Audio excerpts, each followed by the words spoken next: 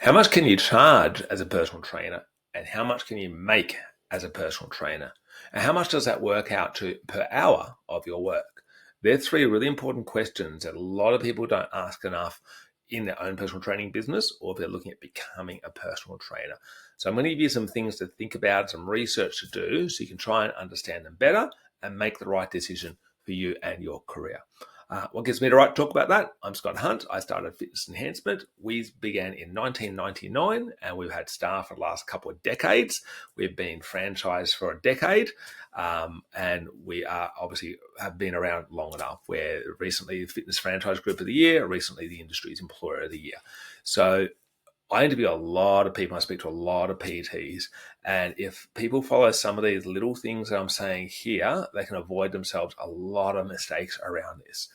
So I'm going to focus specifically on this one on your gym rent. That is the most common model we see in Australia, aside from starting your own one-man show thing, which is essentially what I did way back, is gym rent. You're paying $300 something per week in gym rent, and then you're running your business out of that. The pro of that, let's start with the good side of it, is you might get this amazing multi-million dollar facility. There are thousands of members, and for only $300 something a week, you get to all the perks of that, running your business out of that. And that is pretty awesome. But it's not always working out quite that well. What normally happens when people do their maths on it is I think of it with those pros that I was talking about. Now, some places are that great. Just to be clear, they're not all bad. I am negative towards gym rent, but it's not all bad. Some are great. I'll get to why. When people crunch their numbers, the problem is what they're doing is they're going, well, I'm going to do this roughly in my head, excuse my math is a little bit off. I'm going to charge $100 per hour, and I reckon I'm going to get busy. I'm going to work 30 hours per week. With PT sessions, and probably another 10 hours a week in all the running the business things and so on. So 30 hours a week times $100 is $3,000 per week. Ballpark, that's $150,000 per year. Now there's a rent expense. Your rent expense is $300 something per week.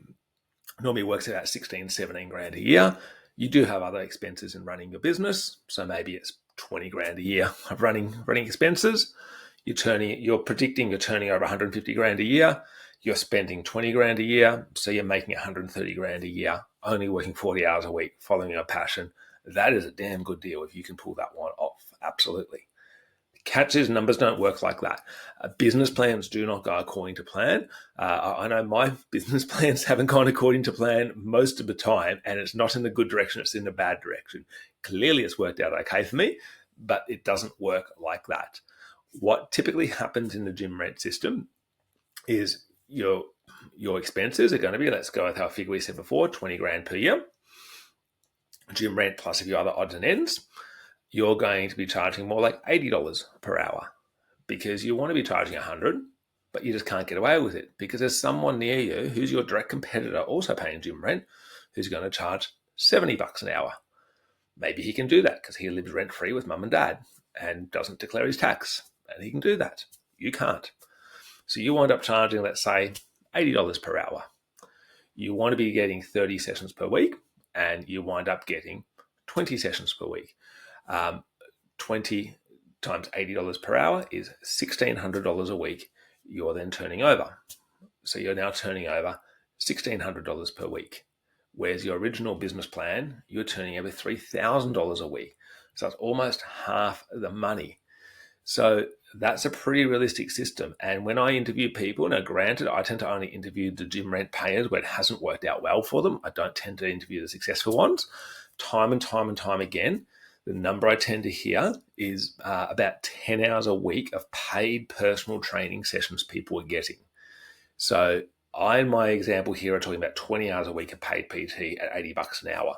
The most common number I would hear would be somewhere about 10 hours a week of paid personal training when I interview people. And I've done thousands of interviews. I've spoken to hundreds of people on this topic.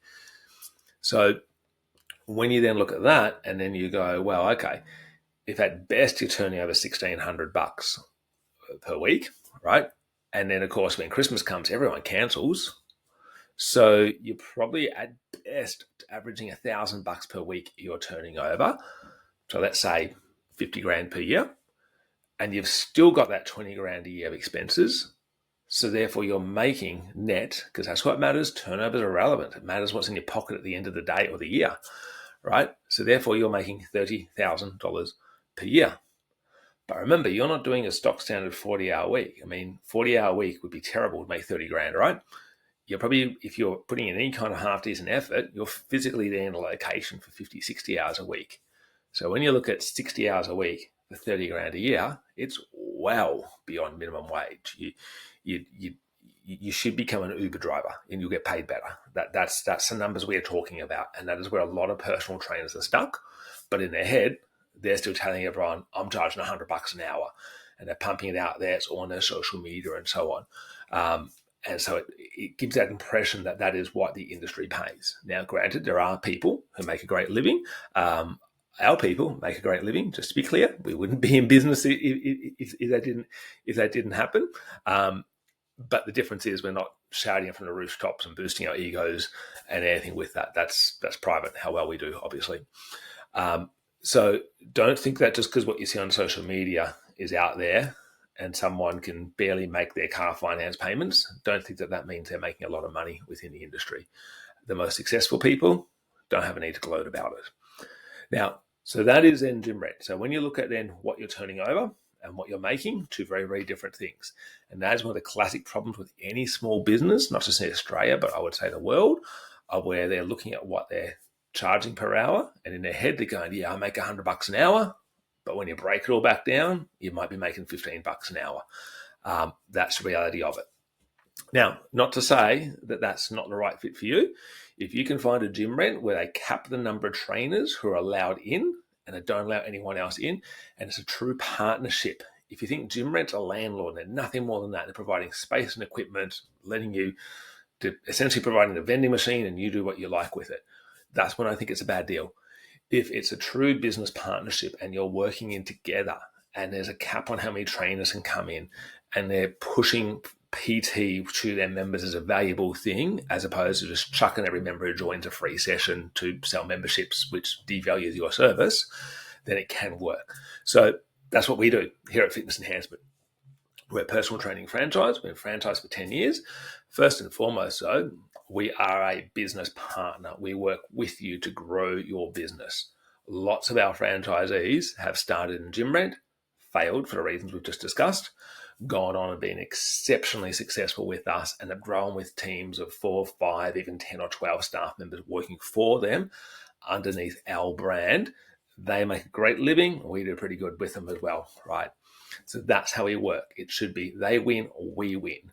And I believe any system that's truly looking after people and honest in what they're doing, that should be the case. Is the people at the bottom win, the people at the top win. You both win, and that's how it should be set up. So that's how we are. Any franchise system should probably be the same. Not all of them are out there. These are some of the reasons we won Fitness Franchise Group of the Year. We beat out some of the big names, the big gyms that do charge gym rent. Interestingly, we beat out the franchise owners of that. And then as an employer, the way we work with that is you work, you get paid. No rent, no expenses. You work, you get paid. You never work for free. It's anyone not in the industry, it sounds weird I keep spelling that out, but anyone in the industry knows that's quite rare. So I keep spelling it out. You work, you get paid. So explore the options, look at gym rent, be realistic about the maths, have a look at how long their rent payers stay there.